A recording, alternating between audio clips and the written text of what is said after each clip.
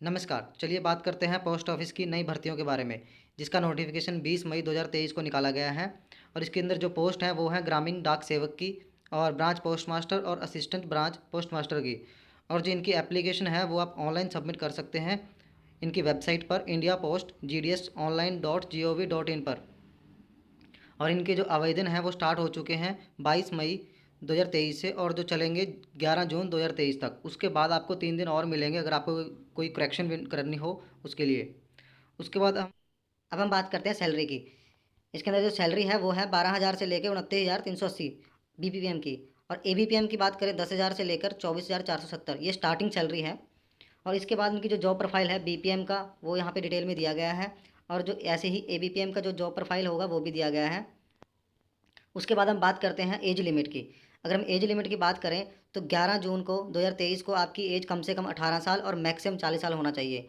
But कुछ category को relaxation provide किया गया है, और वो है SC और ST के केस के अंदर 5 साल और OBC के केस में 3 साल। अगर हम EWS की बात करते हैं वहाँ कोई रिलैक्सेशन नहीं है। और ऐसे ही अगर पर्सन विद डिसेबिलिटी है यानी कि PWD, वहाँ पे 10 साल। और अगर कोई PWD प्लस OBC है वहाँ उनको प्रोवाइड किया गया है रिलैक्सेशन 13 साल का। और ऐसे ही PWD प्लस ST या फिर SC ST है उनको 15 साल। अगर आप इन कैटेगरी के अंदर कहीं फॉल करते हैं तो आपको इसका सर्टिफिकेट प्रोवाइड करना होगा, उसके बाद ही आपको रिलैक्सेशन मिलेगा।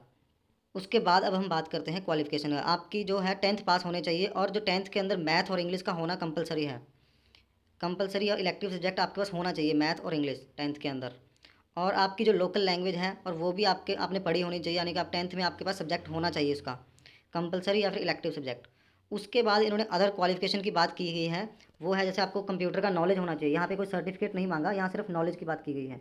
उसके बाद आपको साइकिलिंग की नॉलेज होनी चाहिए, यानी कि साइकिल चलाना आना चाहिए, उसकी बात है। उसके बाद एडिक्वेट मीन्स ऑफ लाइवलीहुड का मतलब है कि आप कुछ और भी करते होने चाहिए अपनी अर्निंग के लिए थोड़ा बहुत।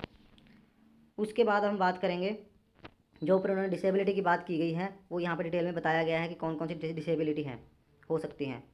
अब हम बात करते हैं कि इसको अप्लाई कैसे करना है। अप्लाई करने के लिए आपने कुछ नहीं करना, सिंपल इनकी ऑनलाइन वेबसाइट पर जाना है और वहाँ पे आपको अप्लाई करना है। यहाँ पे इन्होंने अपनी वेबसाइट का लिंक दे रखा है। उसके बाद ये बात करते हैं सिलेक्शन क्राइटेरिया क्या होगा। जो भी सिलेक्शन क्राइटेरिया मेरिट लिस्ट निकाली जाएगी सिस्टम के द्वारा, उसके बेस पर आपकी सिलेक्शन होगा। और जो सिलेक्शन होगा, जो मेरिट लिस्ट निकलेगी वो आपके 10th के मार्क्स के बेसिस पे निकलती है, उसके बेस पे निकाली जाएगी। बाद अब हम बात करते हैं जो इन्होंने बोला है कि कंप्यूटर का नॉलेज होना चाहिए, उसके लिए आपको सिर्फ ये फॉर्म फिल करना है बस, और आपको सबमिट कर देना है जब आप ऑनलाइन सबमिट करोगे एप्लीकेशन।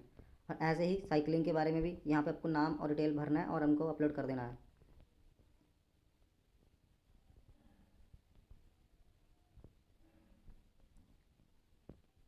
और इसके अंदर अब हम फीस की बात करते हैं तो वो है 100 रुपये। अगर फीमेल कैंडिडेट है तो उनके लिए कोई फ़ीस नहीं है। SC और ST हैं या PWD हैं या फिर ट्रांस वूमेन है तो उनके लिए कोई फ़ीस नहीं रखा गया।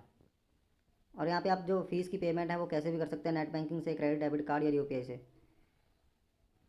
जब कैंडिडेट शॉर्टलिस्ट हो जाएगा उसके बाद आपको कौन कौन से डॉक्यूमेंट हैं जो आपको सबमिट करने हैं, जैसे ओरिजिनल मार्कशीट होगी आपकी, कम्युनिटी कास्ट सर्टिफिकेट हो गया, PWD certificate, transgender certificate, date of birth का ओरिजिनल प्रूफ चाहिए, और मेडिकल सर्टिफिकेट चाहिए, और अदर जो सारे ओरिजिनल डॉक्यूमेंट आपको सबमिट करने होंगे। अगर आपको वीडियो अच्छा लगा तो प्लीज़ सब्सक्राइब एंड लाइक करें।